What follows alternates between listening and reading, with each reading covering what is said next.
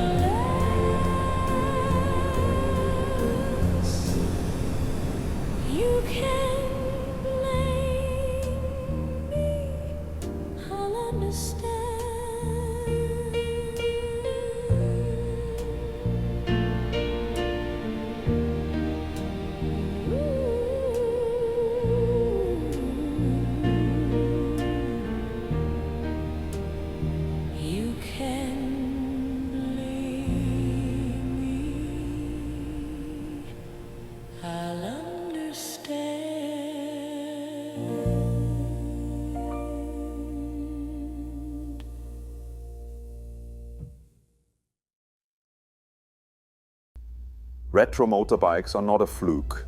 They're a longing made metal. In a world full of screens, LED lights and sensory overload, many of us are simply seeking something real, something tangible. With bikes, that means machines that still tell stories.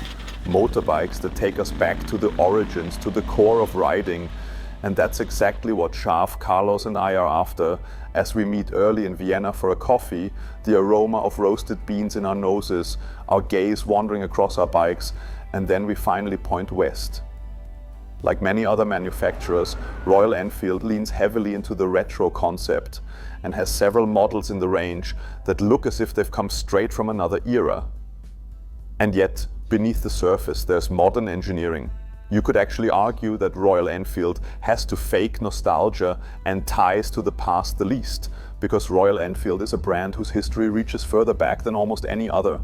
This isn't about copying a bygone era. Back then, as now, Royal Enfield was right in the thick of it. To understand the Royal Enfield Classic 650, you have to know its roots. Royal Enfield isn't a brand that imitates retro. It is retro, or rather what we nowadays mean by that rather fuzzy term.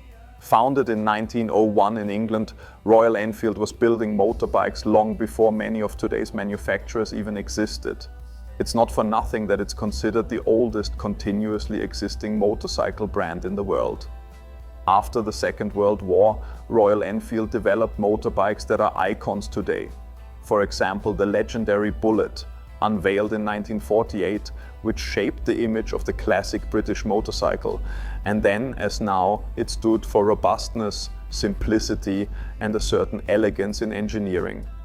From 1955, Royal Enfield also began producing motorbikes in India, a step that still defines the brand today. And the Bullet blossomed, especially in India, into a living motorcycle culture, moving hundreds of millions of people from the Himalayas to Kerala and far beyond India too. And that Bullet was around forever, and many years later, in 2009, the next decisive step followed. With the introduction of the Classic 350 and Classic 500, a new model line emerged that deliberately picked up the look of the 1950s, including a teardrop tank, round chrome headlamp, and that distinctive solo seat. The idea was clear: the charm of the past paired with modern technology. You could say those were Royal Enfield's first retro models. And the classic models became a worldwide success. Since 2021, for emissions reasons, only the modernized Classic 350 remains in the range, which still sticks very closely to that old Bullet recipe. And now the Classic 650 picks up exactly where that leaves off. It carries the legacy of those machines forward, takes the silhouette and emotions of the old days and lifts them to a new level. Because retro motorbikes face a big challenge: they have to be more than pretty time capsules. Everything looks as if it's been imported straight from the 1950s, but beneath that classic dress there's a modern, straightforward yet characterful engine. You already know this 649cc parallel twin. Since 2018 it's been in the Interceptor and Continental GT models. It runs smoothly, delivers a meaty punch of 52 Newton meters from low down, and with just over 46 horsepower has enough shove to cruise fluidly through the winding roads of the Wienerwald, just as we did. As an air and oil-cooled unit with those iconic cooling fins, it also fits perfectly with the Classic's traditional look. Yet on twisty back roads, it offers more than mere deceleration. That said, the Classic 650 with its 245 kilos is certainly no sports bike, but it tips in willingly. The suspension is comfy yet stable, and thanks to that extra power you can casually overtake or even knock off a stretch of motorway. We roll through the Wachau, the engine chugs away contentedly, and every beat from this twin sounds almost like a heartbeat. Ahead of us the road snakes through the vineyards past old villages. The scent of late summer hangs in the air. On one side the blue ribbon of the Danube, and on the other the forests, meadows and the sky are reflected in the gleaming gravel. We've now spent several hours in the saddle, and that's when certain quirks of the Classic make themselves known. For example, some imprecision in the gearbox, or the way the rear brake bites disproportionately hard compared with the rather soft front brake. So much so that you're best off riding the Classic 650 a bit like a car. Just step on it smoothly.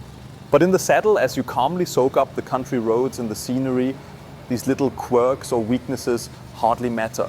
Instead, you revel in the relaxed, upright riding position that you can hold for what feels like hours, and you enjoy the view of that classic, partly analog cockpit, which is a real rarity these days, or the ticking of the engine as you treat yourself to a well-earned break.